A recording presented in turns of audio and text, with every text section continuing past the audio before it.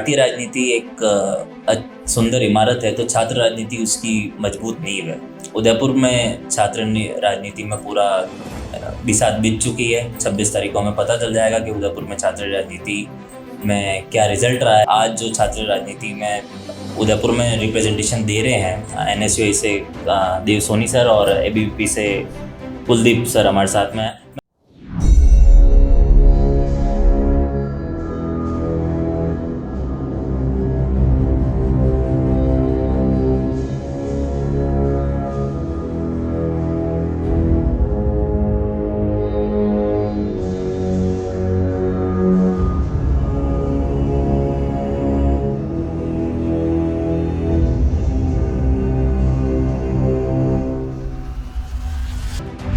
साथ में मैं आप दोनों को भैया बोल सकता हूँ, है ना? राइट। तो देव भैया, कुलदीप भैया, पहले तो थैंक यू सो मच, इतनी बिजी टाइम से आप लोगों ने समय निकाला। मैं जानता हूँ आप जैसा टाइम चल रहा है, एक एक मिनट एक एक टाइम अब तो काफ़ी बिजी रह रहा होगा आपका। तो कोई नर्वसनेस, कोई चीज़ की नर्वसनेस कि इतना लंबा चौड़ा परिश्रम और 26 तारीख को उसका रिजल्ट आने वाला है? नर्वसनेस कुछ नहीं है, भावुकता है, उत्सुकता है जी। 2 साल बाद चुनाव का माहौल बना है, उत्सव के रूप में हम सब लोग इससे ले रहे हैं। तो काफी पॉजिटिवनेस है इस बार चुनाव को लेकर सभी छात्रों में, और बहुत अच्छा माहौल बना हुआ है। आपका क्या इमोशन चल रहा है अंदर, क्या जज्बात चल रहा है अंदर? मेरा ये छात्रों का जो जोश देख के हमें भी वो हिम्मत मिल रही है। चुनाव लड़ रहे हैं छात्र, चुनाव हमारे लड़ा रहे हैं और पूरा जोश युवाओं में। पिछले कोविड के टाइम से जो चुनाव बंद थे, इस बार चुनाव चालू है। छात्र संघ जो चुनाव हो रहे हैं उनको छात्रों को भी अपना प्रतिनिधि चुनना है, तो पूरा प्रयास कर रहे हैं और पूरा जोश के साथ में वो पूरा इसमें भाग ले रहे हैं और हमें भी पूरा जोश के साथ में सपोर्ट कर रहे हैं। तो मेरा कुलदीप दिव्या, मेरा एक क्वेश्चन मेरे मन में हमेशा उठता था दैट छात्र राजनीति में अगर जब बच्चा फर्स्ट ईयर में जाता है, तब वो बच्चा फर्स्ट ईयर में जाकर अपनी विचारधारा, अपनी चीज़ें कैसे चुने, क्योंकि स्कूल टाइम में तो हमें ये सब चीज़ें सिखाई नहीं जाती है। कॉलेज फर्स्ट ईयर में आता है बच्चा, तो एक गुट है वो अपने को बोलता है दैट हमारी विचारधारा में आइए आप, दूसरा गुट। तो छात्र को किस तरीके से तय करना चाहिए, छात्र को क्या बैलेंस रखना चाहिए उस चीज़ का? ये मेरा पर्सनल क्वेश्चन था ऐसा। मैंने तो हमेशा जिस भी आपके माध्यम से या जिस भी माध्यम से मैं छात्रों तक मेरी बात को रख पाया हूँ, मैंने हमेशा उन्हें एक ही चीज बोली है कि आप अपना मत किसी को कहने से नहीं दें। आप ये सोच के समझ के मत देवें कि वास्तव में आपके लिए धरातल पर किसने काम किया है, वास्तव में आपकी समस्याओं का किसने समाधान किया है, आपकी समस्याओं को लेकर कौन प्रशासन से भिड़ा है, आप उसे वोट देवें।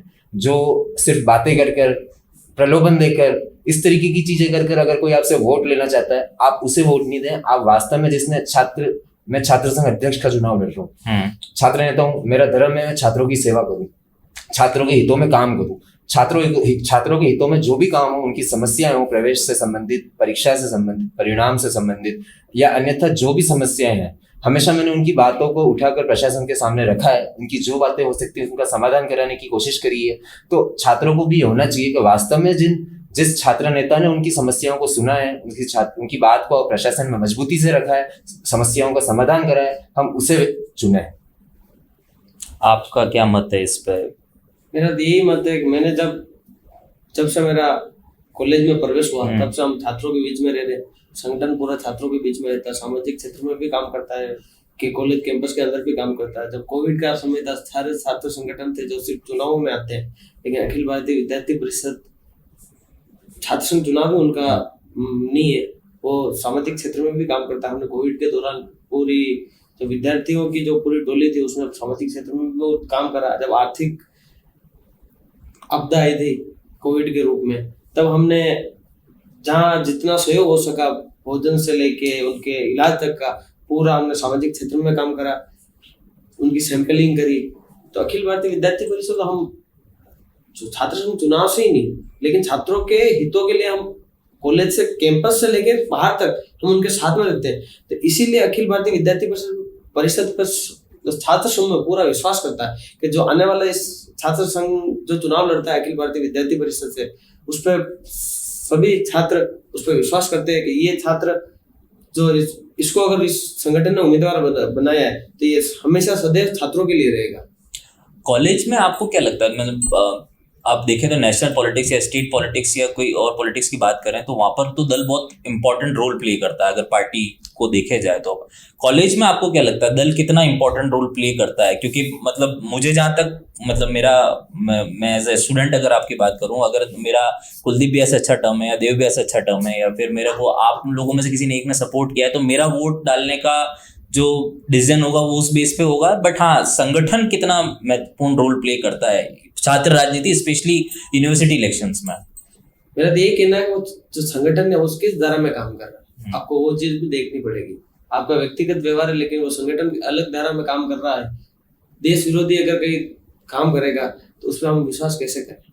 जब आपको ये चीजें भी देखनी पड़ेगी, संगठन को भी देखना पड़ेगा कि संगठन उसकी विचारधारा क्या है और उससे लड़ने वाला जो छात्र जो लड़ रहा है चुनाव वो कैसा है। तो आपको दोनों चीजें देखनी पड़ेगी, फिर ही आपका ये क्लियर हो पाएगा कि मुझे इसके साथ जाना है। हमेशा जो छात्रों के लिए खड़ा रहता है, देश के लिए बात करता है, देश राष्ट्र हित के लिए बात करता है, ऐसे छात्र संगठन के साथ में रहना चाहिए। आपको क्या लगता है? विश्वविद्यालय शिक्षा का मंदिर है। शिक्षा के मंदिर में हम छात्रों की बात करते हैं और केवल छात्रों की ही बात होनी चाहिए, छात्रों के हितों में बात होनी चाहिए। देश में जो माहौल है, चाहे धर्म से संबंधित हो, हिंदू मुस्लिम हो, ये सारी चीजें विश्वविद्यालय से जितना दूर रहे, क्योंकि विश्वविद्यालय में इन चीजों की जगह नहीं है। हम सब वहां पर स्कूल जाते हैं, जब बच्चा स्कूल में एक यूनिफॉर्म होती है तो वो यूनिफॉर्म इसीलिए होती है क्योंकि वहां पे कोई इसी प्रकार की जाति धर्म भेदभाव नहीं होता। विश्वविद्यालय शिक्षा का मंदिर है। मैंने मेरा प्रयास किया है कि मैं हमेशा छात्रों की मदद करूं, छात्रों के हितों में काम करूं, और वो मैंने 2015 से मेरा एडमिशन है, तब से मैंने इसके व्यक्तिगत रूप से जितना हो सके छात्रों की मदद करी है। संगठन होता है, संगठन दोनों ही संगठन अपने अपने छात्रों के हितों में अपने अपने स्तर पर अपने अपने विचारधाराओं से काम करते हैं। लेकिन मैंने मेरा काम किया है छात्रों के लिए। जो व्यक्ति मेरे पास आया, चाहे एबीवीपी से आया हो, चाहे एनएसयूए से आया हो, मैंने उसको एबीवीपी एनएसयूए से नहीं समझकर, मैंने सिर्फ और सिर्फ उसे एक छात्र समझकर, मेरा एक छात्र नेता का जो धर्म होता है वो समझकर मैंने उसकी मदद करी हमेशा, और मैं आगे भी इसी तरीके की चीजें, परिणाम जो भी हो, छात्रों की मदद करना मेरा उद्देश्य है और मैं उसी चीजों में उन्हीं पे आगे अग्रसर रहूंगा। तो अगर मान लीजिए आप जीतते हैं या आप जीतते हैं, जीतने के बाद जो एबीवीपी के स्टूडेंट्स हैं या फिर जो एनएसयूए के सपोर्टर्स हैं, तो अगर आपके पास कोई एनएसयूए वाला आता है या एबीवीपी वाला आता है, तो ऐसा कुछ होता है इस यूनिवर्सिटी में कि यार तूने तो यार जब मैं चुनाव लड़ रहा था तब तो हमारा सपोर्ट किया नहीं, अब तेरा काम आया तो तू आ गया, मैं जीत गया, वो तो ठीक है। तो ऐसा कुछ बाद में होता है या फिर नहीं, फिर अब आप यूनिवर्सिटी के प्रेसिडेंट सबके रिप्रेजेंटेटिव हैं? बिल्कुल भी ऐसा नहीं है। जब हम तैयारी कर रहे थे उस समय पूरे विश्वविद्यालय के जो भी छात्र आया उसकी आवाज सुनी, उसकी जो भी दिक्कत थी उसको सोल्व करवाया। लेकिन जब छात्र संघ अगर चुनते हैं तो हमारे लिए तो छात्र सम्मान है, छात्र के लिए कोई भेदभाव नहीं। लेकिन जो छात्र चुनेंगे तो वो विचारधारा और वो संगठन को जरूर देखेंगे कि संगठन आगे जाके क्या करता है, इसका देश के प्रति और उसके प्रदेश के प्रति भी। क्योंकि जब छात्र इतना बड़ा हो गया है, कॉलेज आ गया है, तो उसको कुछ चीजें छात्र कॉलेज कैंपस से लेके उसको कुछ चीजें ऊपर तक भी सोचनी चाहिए कि मैं जो चुन रहा हूँ किसको चुन रहा हूँ। तो वो सारी चीजें भी यहाँ पे रहती है। तो हमारा तो छात्र से कोई दिक्कत नहीं, लेकिन जो आप चुन रहे हो वो आप सही चुने, बस यही। लेकिन मेरा ये भी मानना है कि विचारधारा का जब बात होती है, ठीक है आपके मतभेद हो सकते हैं, लेकिन हाँ राजनीति में मनभेद नहीं होना चाहिए जो हम लोग सुनते हैं। तो अगर मनभेद नहीं है, दो नेताओं को साथ में बिठाना बहुत आसान है जो लड़ रहे हैं अलग अलग विचारधारा से, बट उनके समर्थकों को साथ में बिठाना उतना ही मुश्किल है। उनमें उतना ही अग्रेशन होता है अपने अपने नेता को लेके, अपने अपने विचारधारा को लेके। और नीचे हम लोग देखते भी छात्र राजनीति में बहुत बार हिंसा भी होती है, बहुत बार दूसरी चीजें भी होती है। आप इन चीजों को क्या देखते हैं? आप दोनों का अपना अपना क्या पक्ष है? बिकॉज वायलेंस ऐसी चीज है जो कभी भी पॉलिटिक्स में नहीं होनी चाहिए। अगर आप बड़ी पॉलिटिक्स में बड़े पॉलिटिशियन देखेंगे तो वहां पर इतनी वायलेंस नहीं होती है, लेकिन छात्र राजनीति स्पेशली ऐसा मुद्दा है जहाँ पर वायलेंस होती है हर यूनिवर्सिटी में। और उसे से बहुत लोग ये भी बोलते हैं कि चुनाव नहीं होने चाहिए राजनीति में, बहुत लोगों का मुद्दा इस वजह से ही बनता है। तो आप दोनों का क्या पक्ष है? जो समर्थक आपस में उनके जज्बात होते हैं, उनके इमोशन होते हैं, आई अंडरस्टैंड, बट हाँ फिर भी आप लोगों को क्या लगता है कि वो कितना कंट्रोल में रखा जा सकता है उनको? मेरा मानना है कोई भी, मैं चुनाव की तैयारी कर रहा हूँ, काफ़ी सालों से विश्वविद्यालय में संघर्षरत हूँ, कई लोगों की मदद करी है, लेकिन बहुत से विद्यार्थियों का, बहुत से छात्रों का, मेरे जो छोटे भाई हैं जो मेरे साथ दिन रात लगे हुए हैं, उनसे मेरा कार्यकर्ता वाला नहीं परिवार जैसा रिश्ता बन चुका है। वो मेरे परिवार के सदस्य, उनके घर मेरा आना जाना, उनके माता पिता, मेरे माता पिता समझता हूँ मैं उनको, आशीर्वाद लेना, ये सारी चीज़ें हो चुकी। तो कहीं ना कहीं उनका लगाव कहीं ना कहीं मुझसे अति हो जाता है। और वो अति लगाव भी कहीं ना कहीं भावुकता और ये सारी चीजें पैदा करता है। जिम्मेदारी मेरी है, मेरे छोटे भाई हैं, समझाने की जिम्मेदारी भी मेरी है। जहां तक हो सका है, अभी तक भी बहुत सारी चीजें हुई है मेरे साथ भी, जहां तक हो सका है मैंने उनको संभव यही प्रयास किया कि इन चीजों से बचा जाए, इन चीजों को रोका जाए। चुनाव 26 तारीख को चुनाव है, उसके बाद हम सभी एक है, उद्देश्य एक है, छात्र हितों में काम करना। तो उद्देश्य हमेशा यही रहेगा, छात्र हितों में काम करना। और चुनाव जैसा किसी का मानना है नहीं होने चाहिए, फिर मेरा तो मानना है छात्र संघ चुनाव होने चाहिए। हमने प्रयास करते हैं कि हम छात्रों की मदद करें और कहीं ना कहीं ये पद ही हमें वो ताकत प्रदान करते हैं, हमारी आवाज बनते हैं, हमारी आवाज में मजबूती लाते हैं, जिससे हमारी बात में वजन आता है। हम कहीं पे किसी अधिकारी को, प्रशासनिक अधिकारी को कोई बात कहते हैं तो एक आम छात्र जाकर बात कहे और एक कोई पद आने के बाद कोई बात कहे तो उस बात का वजन रहता है, उस बात में जो वजन आता है वो इस पद के कारण। तो चुनाव होने चाहिए और कहीं ना कहीं राजनीति में छात्र संघ चुनाव, छात्र राजनीति अपना अहम भूमिका निभाती है, जग जाहिर है। तो मतलब लास्ट 5-10 सालों में मेरे को कोई बड़ा नाम याद नहीं आ रहा है अभी जो छात्र राजनीति में, जो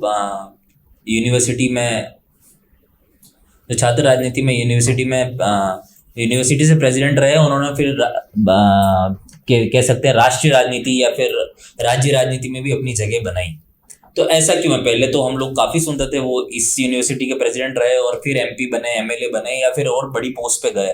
आजकल वो छात्र राजनीति का स्कोप बड़ी राजनीति में कम होता जा रहा है। क्या लगता है आप लोगों को, क्या कारण है उस चीज? मेरा यही मानना है कि छात्र राजनीति से आगे की राजनीति आपको नहीं सोचनी चाहिए। आपको बस छात्रों के लिए काम करना है, इसीलिए छात्र आपको चुनते, उनकी आवाज।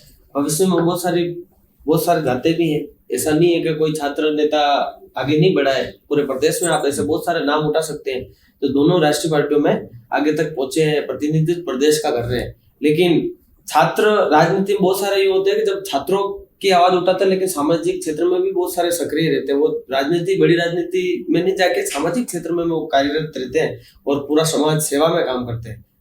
तो हमें छात्रों के लिए काम कर रहे हैं, तो बस यही है अभी तो 26 तारीख बाद कोई भी जीते, कुछ भी हो, आप दोनों साथ में मिलकर छात्रों के लिए काम करते रहेंगे, ये हम लोग अश्योर कर सकते हैं उदयपुर की जनता और छात्रों को।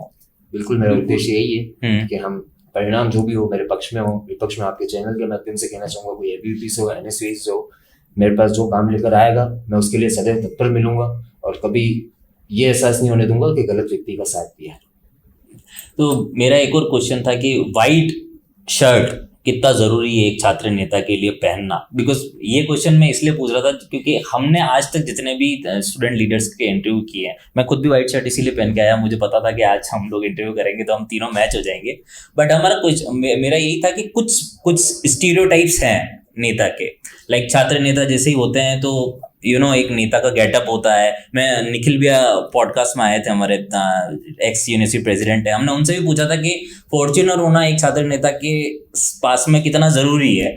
मजाक का क्वेश्चन था बट उन्होंने अच्छा आंसर दिया था उसका। तो मैं आपसे भी जानना चाह रहा था कि ये जो स्टीरियोटाइप्स हैं कि पैसा भी चाहिए आपको जनबल भी चाहिए, धनबल भी चाहिए, हर चीज चाहिए, अदरवाइज आप छात्र नेता का चुनाव नहीं लड़ सकते, ये कितनी इसमें सच्चाई है? और अगर नहीं है तो किस तरीके से आम छात्र नेता बन सकता है यूनिवर्सिटी का? ये तो मेरा यही मानना, सबकी पारिवारिक स्थिति पे है ये सब सारी चीजें, वो गाड़ी रखे कुछ भी रखे, लेकिन मैं मेरी बात करता हूँ, मैं एक सामान्य परिवार से आता हूँ, मेरे पास कोई गाड़ी नहीं, लेकिन मैंने छात्रों के लिए संघर्ष करा। उन छात्रों ने मुझे केंद्रीय छात्र संघ अध्यक्ष प्रत्याशी बनाया, उनके भरोसे पर मुझे अखिल भारतीय विद्यार्थी परिषद ने प्रत्याशी बनाया। तो मेरा यही मानना है कि पैसा होना या नहीं होना वो कोई मायने नहीं रखता है। आप अपने काम में लगन रखो, छात्रों के लिए काम करो, वो छात्र आपको छात्र संघ में भेज देंगे। आपका क्या मानना है दिव्या? कुछ परंपराएं होती है, जैसे घर में शादी होती है तो कुछ रीति रिवाज होते हैं, जैसे चुनाव है तो कुछ रीति रिवाज होते हैं जिसमें सफेद शर्ट भी जरूरी होता है, नारेबाजी भी जरूरी होती है। तो ये चीजें चलती आ रही है और चलती रहनी चाहिए। मैं मेरे घर परिवार की चीजें यहाँ पे नहीं बताना चाहता क्योंकि ये मेरा चुना हुआ रास्ता है। मुझे घर परिवार वालों ने मुझे नहीं बोला था कि आप इस रास्ते पे जाओ, मेरी दिल से इच्छा थी छात्रों की सेवा करना, छात्रों की मदद करना, दिल में कुछ था, इस तरीके के जज्बात थे कि मैं छात्रों के लिए कुछ कर सकूं तो मेरे को अच्छा लगेगा। खुद की खुशी के लिए मैंने छात्रों के लिए सेवा करी। तो मैं इन चीजों को मैं यहाँ पे नहीं रखना चाहूंगा कि मैं घर परिवार से सक्षम हूँ या नहीं हूँ, और मेरे घर परिवार की स्थिति क्या है जान नहीं रहे, जो मेरे कुछ मिलने वाले हैं सब जने जानते हैं, आप भी पता करना। सामान्य परिवार से आता हूँ, बिल्कुल जितना किया है। चुनाव में अकेला नहीं लड़ सकता, देव सोनी अकेला कोई चुनाव नहीं लड़ सकता। चुनाव एक संयोग का होता है जिसमें बड़े भाइयों से लेकर छोटे से छोटे एक कार्यकर्ता या उसे भाई कहूँ, उन सब के सहयोग से आज हम चुनाव लड़ पा रहे हैं। इन सब के प्यार साथ की वजह से आज मैं यहाँ तक हूँ, और इन सब का आगे भी बना रहेगा। जो होगा आगे भगवान की इच्छा से बढ़िया ही होगा। नहीं, सहयोग तो बहुत जरूरी है, संगठन के बिना चुनाव नहीं लड़ा जा सकता, ये मेरा भी मानना है। टीम वर्क होता है पूरा चुनाव जो होता है। बट मेरे को एक चीज बहुत जाननी है, और मेरे हिसाब से जितने छात्र इस इंटरव्यू को देखेंगे सब ये जानना चाहेंगे। हमें जहाँ तक पता है कि यूनिवर्सिटी का एक बजट तय होता है कि 5,000 रुपये आप कुछ शायद खर्च कर सकते हैं चुनाव में। तो ये कौन सा जादू होता है हर संगठन का कि मतलब हम पूरे उदयपुर में हाइप देखते हैं, सारी चीज देखते हैं, और 5,000 रुपये में वो चीज हो जाती है। मतलब ये मैं थोड़ा क्वेश्चन मतलब मैं ऐसे पूछ रहा हूँ जो स्टूडेंट से पूछे जा सकते हैं। ऐसा जी, मैंने पहले भी कहा, लिंगदो कमेटी कब की बनी हुई है पता नहीं है जी, उसमें बदलाव जरूरी है, समय के साथ परिवर्तन जरूरी है। हाँ जी। 5,000 जो बनाने वाले कमेटी के जो वास्तव में उनके जिम्मेदार लोग हैं, उन्हें खुद को पता है 5,000 नहीं लड़ा जा सकता, पता। प्रैक्टिकल बात कर रहे हैं, सामने सब जानते हैं जी। तो उन चीजों में बदलाव करना चाहिए जिससे हम उस चीज की पालना कर पाए। हाँ। आप बिल्कुल ही ऐसे नियम निकाल दोगे जिसकी हम खुद पालना नहीं कर पाए, जो कागजों में रह जाए। तो प्रैक्टिकल वास्तव में धरातल पर वास्तविक स्थिति में जिन नियमों की हम पालना हम खुद चाहते हैं, मैं चाहता हूँ कि हमें लिंगदो की कमेटी में उनकी सिफारिशों के आधार पर हम चुनाव लड़े, उनका उल्लंघन नहीं करें। लेकिन कुछ नियम अगर बदलाव करने की जरूरत है तो प्रशासन को इसमें बदलाव करके संशोधन करना चाहिए, जिससे हम उसकी पालना सुचारू रूप से कर सकें। बाकी हमारा प्रयास रहता है कि हम हर चीज में उनकी पालना करें। तो आप दोनों जो छात्र आपको दिखेंगे उनसे वोट की जब अपील करेंगे आप, तो एज अ देव सोनी देख के वोट देना है आपको, एज ए NSUI देख के वोट देना है, या फिर एज अ ABVP संगठन पे वोट करें, या कुलदीप सिंह एज अ छात्र नेता पे वोट करें? आपको क्या लगता है किस पे वोट जाना चाहिए? मैं तो व्यक्तिगत रूप से मैं संघर्षरत हो गया 2 साल कोविड काल में। मैंने बिल्कुल भी धरातल नहीं छोड़ा। ये हर एक छात्र को पता है, हर एक छात्र नेताओं को भी पता है, विश्वविद्यालय से जो संबंधित हैं, जो विश्वविद्यालय में रुचि रखते हैं, उन सबको इस बात का पता है कि मैंने बिना निस्वार्थ भाव से, क्योंकि 2 साल 1 साल चुनाव नहीं हुए, उसके अगले साल चुनाव नहीं हुए, अभी जो चुनाव हुए ये भी लगभग 1 महीना पहले डिक्लेयर हुए कि चुनाव होंगे, उससे पहले चुनाव होंगे नहीं होंगे यही संशय था। तो मैं सिर्फ चुनाव लड़ने के लिए नहीं आ गया कि मैंने चुनाव लड़ना इसलिए मैं आ गया। मैंने कभी किसी छात्र की मदद NSUI ABVP देख कर भी नहीं करी। मैंने हमेशा छात्रों की मदद करी है, छात्र को देख के मेरी धर्म समझ के मेरी मदद करी है। सब छात्र छात्राओं से मैं यही निवेदन करना चाहूंगा, यही अपील करना चाहूंगा, 26 को जब मतदान करना है तो सोच समझ कर मतदान करें। जो वास्तव में जिस व्यक्ति ने आपके लिए काम किया, जो व्यक्ति आपके लिए वास्तव में हर जगह खड़ा रहा है, आप उसे मतदान करें। मैं पॉलिटिक्स जब से छोटी मोटी पढ़ने लगा, बिकॉज मीडिया से रिलेटेड काम है हम लोगों का, तो छोटा मोटा हम लोग जब भी पढ़ते हैं, हमें अटल जी की एक बात याद आती है, क्योंकि अटल जी ऐसे थे जो अजात शत्रु थे। वो मतलब किसी पार्टी के नेता नहीं कह सकते उनको, वो देश के नेता थे। तो वो एक चीज जरूर बोलते थे हमेशा कि पहले देश, दल, फिर नेता, ये उनका आइडियोलॉजी का सिनेरियो था पूरा। तो हम जब आज के सिनेरियो में बात करें, एक पार्टी, एक आइडियोलॉजी जिसका आप कह सकते हैं पूरे देश में उसकी आइडियोलॉजी एक्सेप्ट हुई है, स्टेट में एक्सेप्ट हुई है, हर इलेक्शन वाइज एक्सेप्ट हो रही है, उसकी विंग ABVP, कांग्रेस की विंग, स्टूडेंट विंग NSUI। तो उन नेशनल पार्टीज की आइडियोलॉजी का, उन नेशनल पार्टी के नेताओं का कितना इम्पैक्ट रहता है इन चुनावों में? बिकॉज आप देखे जाए तो अगर कांग्रेस की गवर्नमेंट है सेंट्रल में तो NSUI का कितना बेनिफिट है, और अगर नहीं है तो कितना नुकसान है? मेरा पूछने का मतलब वो है। मैंने कहा ना, विश्वविद्यालय शिक्षा का मंदिर है। हाँ जी। इनमें इन चीजों को जितना कम रखा जाए ना, कांग्रेस BJP का छात्र छात्राओं से कोई लेना देना नहीं, ABVP NSUI का छात्र छात्राओं से कोई लेना देना नहीं। दोनों ही संगठन अपने छात्र हितों में काम करते हैं। मैं किसी संगठन के लिए ये नहीं कहता कि ये छात्र के विरोध में काम करते हैं। दोनों ही संगठन अपनी अपनी भूमिका जिस हद तक हो सकती है निभाने का काम करते हैं। मेरा भी प्रयास यही रहा है कि मैंने छात्रों के लिए काम किया। छात्रों को भी यही होना चाहिए कि BJP, कांग्रेस और इन चीजों को छोड़कर वास्तव में जिसने आपके लिए संघर्ष किया है, जो आपके लिए खड़ा रहा है, आप उसके लिए अपना मतदान करें। कुलदीप भैया, एक चीज जो मतलब मेरे को स्टार्ट करनी थी आज के इंटरव्यू से, वो केवल ये चीज स्टार्ट करनी थी दैट जब भी छात्र चुनाव होते हैं, कुछ भी होते हैं, तो आरोप प्रत्यारोप बहुत होता है, बट कभी भी मैंने नहीं देखा कि 2 छात्र नेता जो आपस में चुनाव लड़ रहे हैं वो एक चीज अच्छी बताते हैं कि हाँ यार, मैं एक चीज तो इस नेता की अच्छी, मैं भी सीखना चाहता हूँ, मैं भी चाहता हूँ कि ये चीज मेरे में हो, या फिर वाइस वर्सा।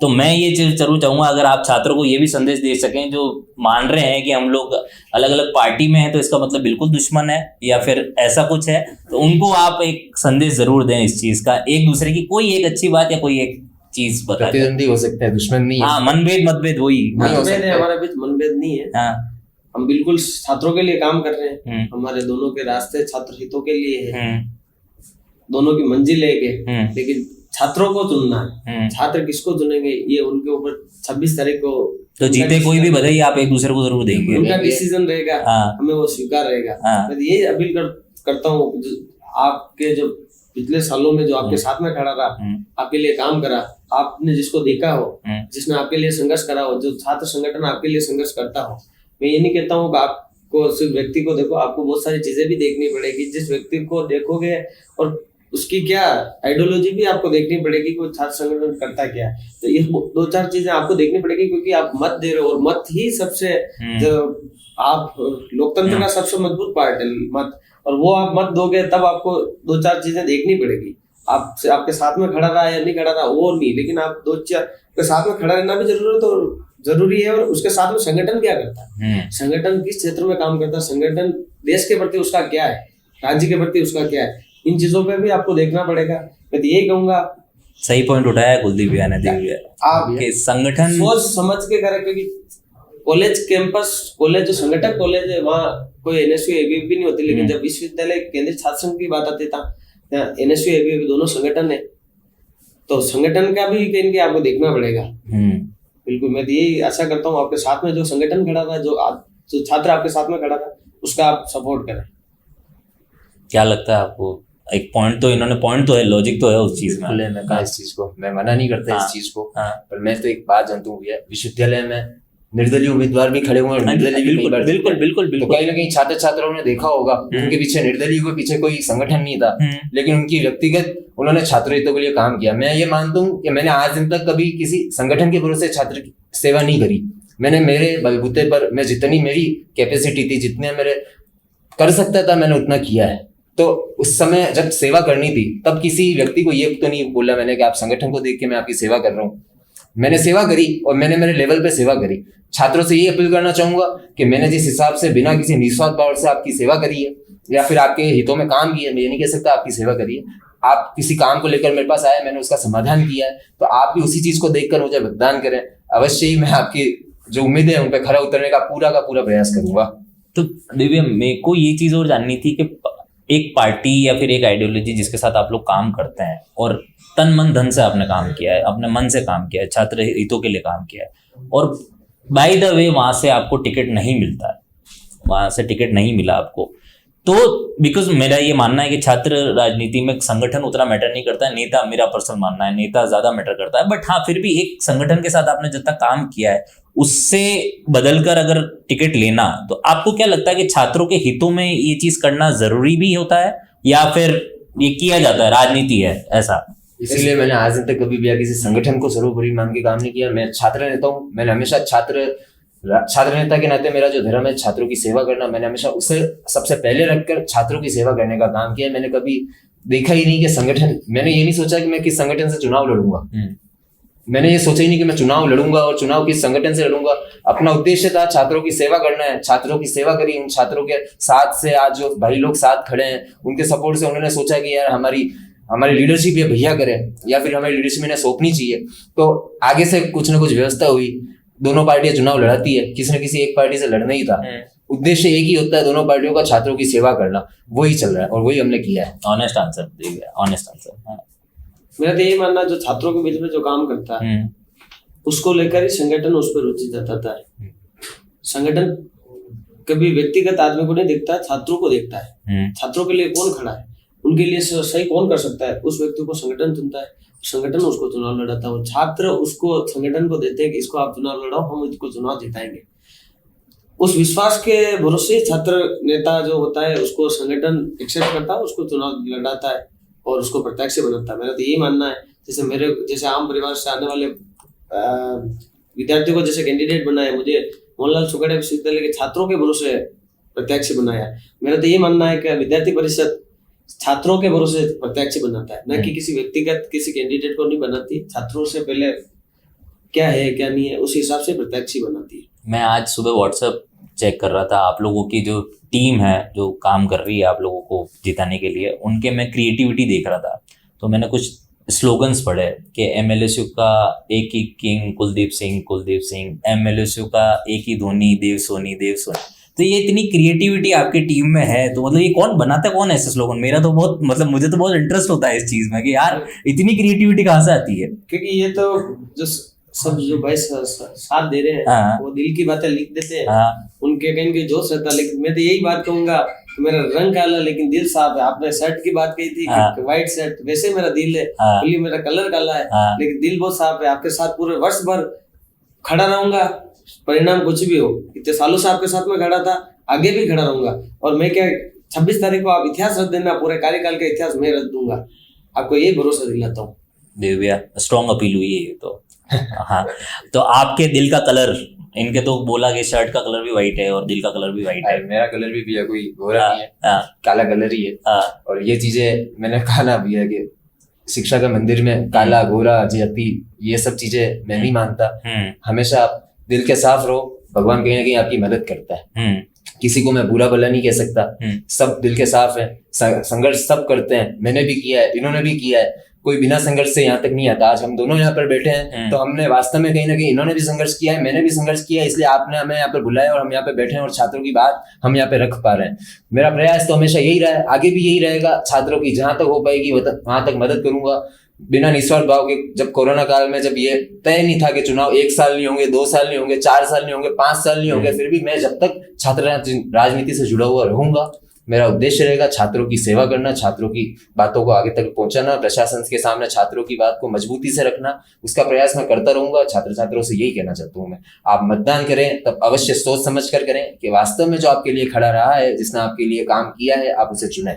तो आप लोगों के पॉलिटिकल गुरु कौन है? मतलब ऑब्वियसली पॉलिटिक्स में है तो किसी न किसी को तो देखते होंगे कि हाँ ये रोल मॉडल है हमारे और इनको हम मानते हैं या इनकी विचारधारा को मानते हैं। मेरे रोल मॉडल तो मैंने बताया भैया कि छोटे से छोटे मेरे कार्यकर्ता या मेरे भाई से लेकर जो बड़ा भाई मुझे चुनाव लड़ाने में सहयोग कर रहे हैं, हर एक जना, हर एक व्यक्ति से मैंने जो सीखा है वो सभी मेरे आइडल है। उन सभी और जिस से मेरे को सीखने को मिलता है, किसी भी संगठन से हो, किसी भी विचारधारा से हो या कोई भी हो, लेकिन जहां से सीखने को मिलता है मैंने सीखने की कोशिश करी है। मुझ में कुछ कमी है तो उसको सुधारने की कोशिश करी है और मैं उन सभी लोगों का आइडियोलॉजी मानता हूँ। और वो सारी छोटी छोटी चीजें सीख कर ही मैं आज आपके सामने इस तरीके की बात भी रख पा रहा हूँ और इतनी मेरी बात को आपके सामने खुले विचारों से रख पा रहा हूँ। तो मैंने प्रयास ये किया जहां से सीखने को मिले, जहां से मैं कुछ ले पाऊँ, भले मैं इनसे ले पाऊँ तो मैं इनसे भी लेने की कोशिश करूंगा। मैं इनसे जो सीख पाऊंगा वो मैं सीख कर छात्रों के हित में जो होगा वो मैं काम करूंगा। तो हमेशा मैंने आइडियल इन्हीं लोगों को जहां से सीखने को मिला है, मैंने हमेशा उनको आइडियल माना है। दूसरे कैंडिडेट से सीख के भी काम करूंगा, लेकिन करूंगा, ये तो रेयर हो गया। उद्देश्य छात्र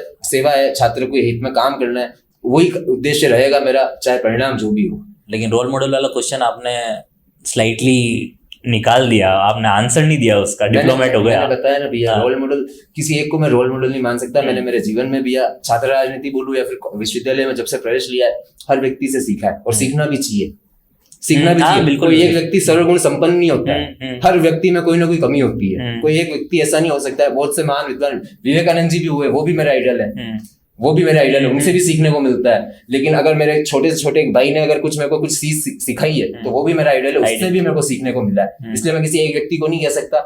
जहां से मुझे सीखने को मिला है वो सभी मेरे आइडल है, मैंने उनसे सीख कर आगे काम करने का प्रयास किया। राजनीतिक महत्वाकांक्षा तो होगी कोई के, मतलब मैं इसमें पहुंच के ये से सेवा करना चाहता हूँ, कोई महत्वाकांक्षा नहीं है भैया। छात्रों की जब मैं फर्स्ट ईयर में मैंने एडमिशन लिया तो मेरे भी किसी छात्र नेता या किसी बड़े भाई ने मेरा फॉर्म लिया, फॉर्म सब जमाया, सारे डॉक्यूमेंट जमाया, सबमिट कराया। कहीं ना कहीं सेवा का भाव शुरू से मन में था, छात्रों की सेवा करने की दिल से इच्छा थी। वो जो मदद मेरी किसी बड़े भाई ने करी, वो मदद मुझे दिल को छू गई और ऐसी इच्छा मेरी भी हुई कि मैं भी कोई छात्र आया तो मैं उनकी इस तरीके की मदद कर पाऊं। क्योंकि विश्वविद्यालय में भैया ऐसे ऐसे छात्र आते हैं ग्रामीण बेल्ट से, बिल्कुल ही पिछड़े हुए समाज से आते हैं, जो बिल्कुल ही मतलब आप उनकी स्थिति आप जाके देखोगे तो आप वास्तव में दयनीय स्थिति है। उन लोगों को कोई समझ नहीं होती है, उन लोगों की मदद करने की इच्छा दिल से होती थी, दिल से इच्छा करी, दिल से मदद करते करते छात्र जुड़ते गए, छात्रों का प्यार मिलता गया। इस प्यार की बदौलत ही आज यहाँ तक आए, यहाँ तक अभी तक संघर्ष जारी है और आज उन्होंने ही चुना है कि हमारे प्रतिनिधित्व आप करें। संगठन ने भी भरोसा जताया है, इसलिए आज यहाँ पे हैं। ग्रेट। तो आपके रोल मॉडल और आपकी राजनीतिक महत्वाकांक्षा, मैं ये ऑनेस्ट आंसर देना कुलदीप भैया। मैं ये कहूंगा जो देश के सारे पूर्व जो है सब महापुरुष, उनसे सीखने को मिलता। महापुरुष तब बनता है आदमी जब कुछ अच्छा काम करता है। अच्छे काम आपको भी करने पड़ेंगे, इसीलिए तो आप उन जो जीवनी अगर अपन उनकी देखते हैं महापुरुषों की, तो उन्होंने हमेशा सेवा करी है लोगों की। तो हम भी छात्र सेवा कर रहे हैं और उनसे सीखने को मिलती है कि अभावों में सेवा कैसे की जाती है। मैंने ये सीखा, अभावों में भी आप सेवा कर सकते हो, दिल साफ रखो, काम पे ध्यान दो, आपको बाकी दूसरी चीजों की कोई जरूरत नहीं पड़ेगी। और मेरे साथ यही हुआ, मैंने काम करा, छात्रों के लिए काम करा, संगठन के साथ में रहकर मैंने काम करा। मेरे को ध्यान कभी ये नहीं सोचा था, जब छात्र संघ चुनाव नहीं हो रहे थे, सब जो भी छात्र नेता थे वो सब घर चले गए, लेकिन मैं और एक मेरे 2-4 भाई जो थे संगठन के, वो भी तैयारी कर रहे थे। हमने ये नहीं सोचा कि 3-4 साल बाद जब छात्र संघ चुनाव होंगे या नहीं भी होंगे, हमने संगठन के साथ में रहकर छात्रों के हित की लड़ाई लड़ी, छात्रों के लिए काम करा। उन छात्रों ने मुझे, ये मेरे को कभी ध्यान नहीं था कि मैं कोविड से जैसे चालू होगा तो मैं कभी छात्र संघ अध्यक्ष प्रत्याशी बन जाऊंगा, मेरे कभी ये दिल में नहीं था। लेकिन उन्हीं छात्रों ने मुझे छात्र संघ अध्यक्ष का प्रत्याशी संगठन द्वारा बनाया है। टिकट मिलने के बाद सबसे पहला काम क्या किया था कुलदीप यादव ने? मैंने तो ये करा था कि जो छात्र मेरे संघर्ष के साथी बने, मैंने उनके संघर्ष की लड़ाई करी, सबका उनका धन्यवाद करा कि मेरे जैसे इस विद्यार्थी को आपने छात्र संघ अध्यक्ष प्रत्याशी बनाने तक का सफर तय करा दिया। मेरे को उनकी लड़ाई लड़ रहा था, मैं उनके हितों की बात कर रहा था, उन भाइयों का सहयोग रहा, उनका धन्यवाद करा और अपने जो देवी देवता है उनका आशीर्वाद दिया कि आपने इतने टाइम तक आशीर्वाद बनाए रखा, आगे भी बनाए रखना। जो कॉलेज में और मेरे जो वरिष्ठ जो भी है उनका भी आशीर्वाद लिया, वो भी आशीर्वाद, क्योंकि बहुत लंबे समय से मेरे उन सब लोगों का आशीर्वाद रहा है और अभी भी है उनका आशीर्वाद है मेरे साथ में। तो एक कोई जो समस्या जो आप लोग दोनों के दिमाग में है, जो नंबर 1 पे है आपके एमएलएस यूनिवर्सिटी की, जो आप जीतते हैं और जीतते ही सबसे पहले उसी पे काम करेंगे, एक समस्या जो सबसे बड़ी आपको लगती है कि यूनिवर्सिटी में आज तक इस पे ध्यान भी नहीं दिया गया और ये छात्रों की बहुत बड़ी समस्या है, तो इसको सॉल्व करना ही चाहिए। मेरा तो ये मानना है कि जब छात्र कोई विश्वविद्यालय में पढ़ने आता है तो उसकी घर की एक आस रहती है कि छात्र, मेरा बेटा कहीं पढ़ने जा रहा है, मेरी बेटी कहीं पढ़ने जा रही, तो वो नौकरी के लिए कहीं नौकरी उसके लग जाए, अच्छा वो सेटल हो जाए। तो विश्वविद्यालय में हम चाहेंगे छात्र जब पढ़े तो उसके पढ़ने की जो रनिंग टाइम उसमें उसको नौकरी मिल जाए। तो हम प्लेसमेंट सेल का हमारा मुख्य मुद्दा रहेगा। और मेरा ये मानना है कि लाइब्रेरी है, उसमें ऐसी सुविधाएं कराएंगे जो अपने जो अनुभवी प्रोफेसर है उनसे हम प्रतियोगी परीक्षाओं के लिए हम अलग से प्रशिक्षण का रखेंगे, जो छात्रों को गाइड कर सके। जो आने वाले प्रदेश जो सरकारों की जो भर्तियां हैं पूरे राज्य में, उनको अच्छे से वो दे पाए, उन भर्तियों में वो सफल हो पाए, ताकि वो अपने परिवार और अपने विश्वास पे खरा उतरे, अपने परिवार की जो आशाएं हैं उनके प्रति, उनके माँ बाप की, उन पे वो खरा उतर सके। मेरा ये प्रयास रहेगा, इन 2 मुख्य मुद्दों पे मेरा प्रयास रहेगा कि मैं ये चीजें कर पाऊँ।